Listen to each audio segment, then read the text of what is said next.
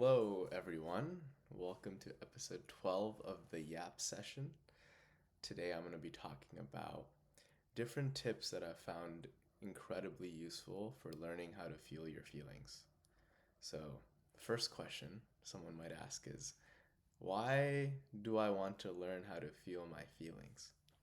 And to that, I say, there's this thing called the golden algorithm, which is every way that you're avoiding feeling a feeling usually creates that feeling.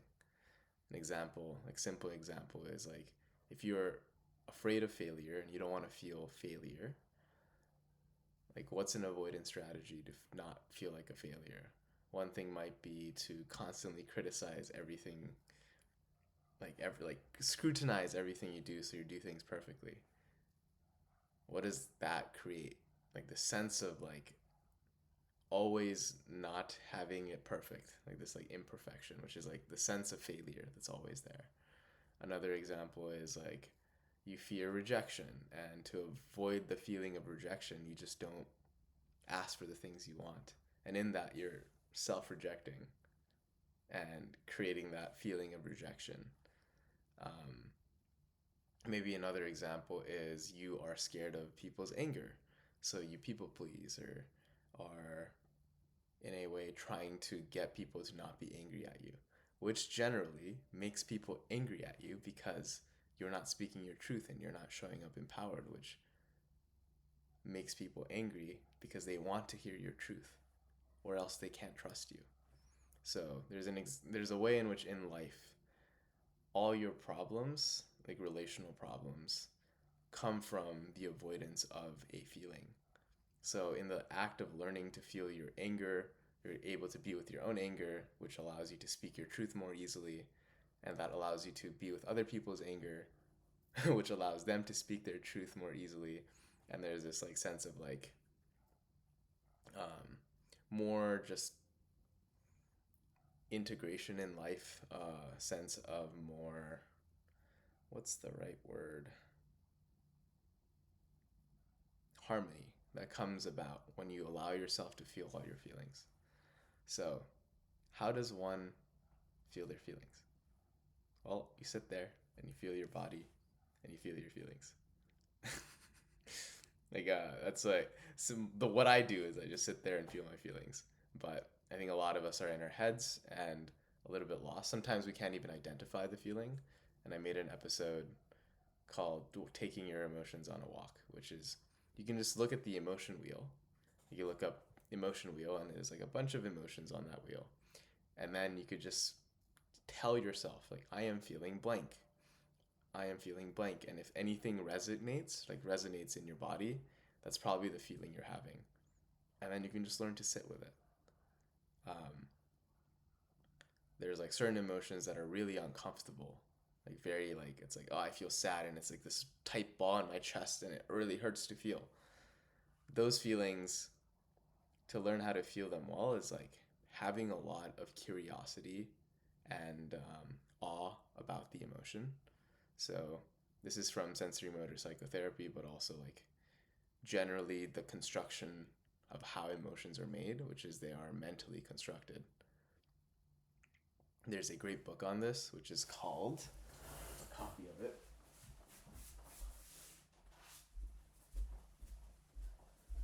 How Emotions Are Made by Lisa Fieldman Barrett, which is basically saying like emotions are generally like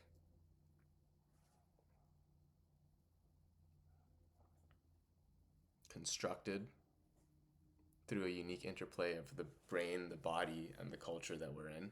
And how painful an emotion is just based on how much resistance you all have with that emotion. So, for example, if you're in a culture where anger is really okay and people are really good about speaking their truth, which is probably like very few cultures, I'll say that, then like anger probably isn't that painful for you. Or if you grew up in a household where crying was fully welcomed, like sadness does not hurt at all. You probably just like start bawling your eyes out and like you're completely fine with it. And crying is this like huge relief in your system. But if you grew up in a household where people shamed you for your tears or abandoned you for your tears, then you probably learned to repress your sadness. And it's really painful to even be with sadness at all. So the first thing you got to do is like, when you feel like whatever emotion you're feeling, like what are all the beliefs that come alongside of that emotion? And just like listing it down. Like maybe it's like, oh, people are going to attack me if I feel this feeling. Like for me, that for anger, there's a lot of like, I'm going to be attacked for my anger if I'm ever angry back because of my childhood. Maybe it's I'll be abandoned if I express this emotion. I'll be um, like like I'll be left alone. No one will love me. Blah blah blah blah blah. So just like listing all those emotions, and not emotions, listing all those limiting beliefs around the emotion is a great start to just like become aware of like what is the belief structure, what is the resistance that is making that emotion painful. And then you can go about and deconstruct those beliefs. Like just go one by one and it's like, if a baby was really angry, how much would you love that baby? Probably like the same amount as like a baby who's not angry because it's just a baby. And they're lovable regardless of how angry they are. So it's not about the anger. So what makes you different than the baby? That's like one example. But you can like just basically go through all the beliefs and start deconstructing it. You can also ask ChatGPT for help to deconstruct these beliefs and show that like none of them are true. Like see the falsehood of those beliefs. Another thing you could do is just like sit with it and love it. It's like, oh, I see that you're really scared of being abandoned if you are angry. Like sitting with the part of you that believes that and then asking that part of you, it's like, oh, like how are you protecting me? Like thank you for protecting me. How are you protecting me? What would I have to feel if I couldn't believe this thought? And like just going down into the emotions, like into the body through that is another great way to go into your emotions. Um, Another great way to feel your feelings is just like pretend to express them. So for anger, for example, the first year I was learning how to access my anger, I would just pretend to be like angry, and then eventually, like 5 minutes in, I would start getting actually angry, and then I would start moving. Like I'd just be like, "Fuck you, fuck you, fuck you" in the car, or um, just like on my own, until eventually I was able to express it. Same with sadness. Like you could pretend to cry, like you can make the grief sound of like ah, and then just like keep doing that until you like actually move the sadness. Or with fear, you can just lay on the floor and start shaking, and eventually you'll get to a point where your body just like is starting to move the fear actually. And that's another great way to learn to just start expressing your feelings and move through it. Dance is also a great way to learn to express yourself, but also your emotions. Um, and then Art of Accomplishment has this beautiful tool, which I call emotional inquiry. And I think there's another thing online called Glinden focusing, which is just like sitting with those sensations and then asking it questions. Like, it's like, oh, there's this blob of sensations in my chest when I say I'm angry. If I sit with it and I ask myself, how dense is it? What color is it? What's the texture of these sensations? So on and so on and so on. You have a lot more curiosity, and there's like that story that Joe tells of like, if a tiger is chasing you, you don't ask it like how much does a tiger weigh. So usually that curiosity is in the opposite side of fear, and most of us are afraid of the painful emotions in our body, which causes us to like push it back. And in the act of pushing it back is what's causing the pain of the emotions in the first place. So if we're really curious about the emotion and just are asking open-ended questions and trying to find out how the emotions kind of like respond to those questions, like if I were to throw this ball in my chest into the sky, how long would it take to fall? I don't know, random questions like that. There's going to be a lot more openness and curiosity to actually be with the sensations in your body as it is. So doing that a bunch is really helpful. Art of Accomplishment has a course called Great Decisions course, which is 5 weeks. And for 90% of the value of the course is just continuously doing emotional inquiry for like 5 weeks. And that course is $3,000. And then you learn to how to make amazing decisions in that course, because if you're okay with feeling all your feelings, the decision just becomes, what do you want to do? It has like the consequence, like the emotional consequences of like, I'll be homeless and then I have to feel fear and like trapped and scared. Like it's like, oh, I'm okay with feeling fear. I'm okay feeling trapped. Okay feeling helpless. I'm okay feeling uh, like that. Like it's like you kind of drain the emotional consequence of all your decisions so that you can make the smartest decision that's right for you for anything that you're doing in life. So that's like a great little like tool. Once you learn how to feel your feelings, you just start doing the things you want and moving towards the life you want and are not scared of any consequences, and you become like an incredibly empowered person. um, what's another way that I feel my emotions? I really enjoy IFS, like internal family systems, which is you can turn any thought in the head that you have into a part.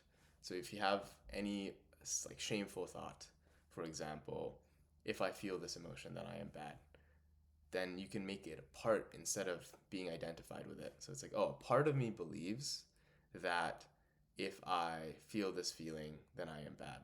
And then that creates distance that allows us to not buy into this, to the belief that we just, like the thought that just came up.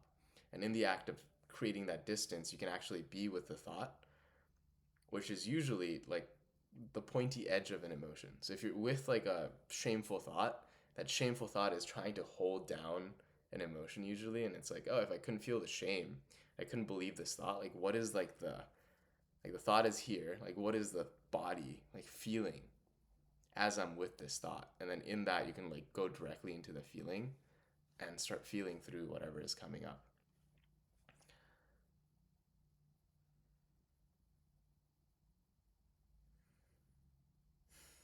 Another thing I love to do is like put on a great list of music, emotional music that emotionally, this is like how ecstatic dance works, which is you have a list of music that have a emotional impact on you. You play those music and you let your body move to them how you want to. And that allows you to express however you want to express, whatever you want to express, and actually feel through what's coming up. And music is just amazing to allow us to fully access our emotions. If it's around a certain situation, I really like breathwork music or like handpan music, and I just lay on the floor and like do conscious connected breathing, which is belly, chest out, like, and I just do that for maybe 10 minutes, maybe 20 minutes, and then I just lay there listening to music and feeling all the sensations in my body. Breath work, usually the way that we hold our emotions in our body is through our breath. It's almost like if we don't want to feel something in our body, we constrict our breath in some way so that we don't have to feel that part of the body where that emotion is coming up. So if we are consciously connected as we breathe and we're breathing fully, like fully into our belly and then fully into our chest and then letting it out, like we have to feel everything that's in our torso when we do that. And in the process of doing that for long enough, we start like the resistance automatically drops and we drop from our head into our body, and then the emotions flow on their own. So that's like another fantastic way to feel your feelings, and especially if it's like a really hard, like stressful things. Like I remember being like incredibly stressed with like a lot of like depressive thoughts and fear and grief like a few months ago, and I just did an hour of breath work a day, and by the end of the week I was chill. And I know like a year ago or 2 years ago, it would have lasted months. So that was another great way to feel my feelings and actually process them. So I know like a few years ago, I was still operational and did a lot of shit. And the way that I processed it would I would just go to the gym, I would hit the gym, and I would try to not feel my feelings at all. And eventually push it down long enough where I felt numb and I was like, okay, we're chill now. But that doesn't actually process the feelings. And what happens once you process the feelings is like your experience of the world changes, your behaviors automatically change because in the act of processing it, in the act of letting the world touch you and you're feeling the feelings, you develop wisdom. Like fear has this incredible wisdom of like what identity wants to get blown away. Anger has this incredible wisdom of like what truth um, that you want to speak or what boundary you have. Sadness has this incredible wisdom of like what you want to let go. And you kind of just bypass those wisdoms if you don't let yourself fully process the emotions. Journaling is a fantastic way to feel your feelings. I journal all the time. I got my journal. I got my little journal book. Um, Surprisingly, I think these videos are a way for me to process my feelings, and audio journaling and video journaling are also amazing ways to process in general intellectually, but also like emotionally if you're just like expressing whatever emotion is coming up. What else is helpful for me? I don't know. I usually have a really hard time crying on my own, but like if you put on a show, like a TV show or a cartoon or whatever that has like really emotional scenes, I can like project my problems onto the characters and then cry for them, but also for myself. So like just TV shows are like incredibly healing. Like stories are incredibly healing because they like show you your patterns and allow you to grieve it with characters that are slightly, or you can be with the characters, like create that distance, so that you're not blended into it. And I feel like you can't really feel your feelings if you're in it, if you're inside of it. You need to have distance, you need to have space. And stories are a great way to create that space. So reading stories and watching shows are, I would say, in a way, really productive when it comes to feeling your feelings. Like, I know I watched Inside Out 1 and Inside Out 2, and I cried for like the entirety of both of those movies. And it was so fucking healing to cry because I used to be really anxious as a person prior to those movies. And I did a lot of work on my anxiety, but like having all my patterns up and then watching the Inside Out 2 was fucking fantastic. I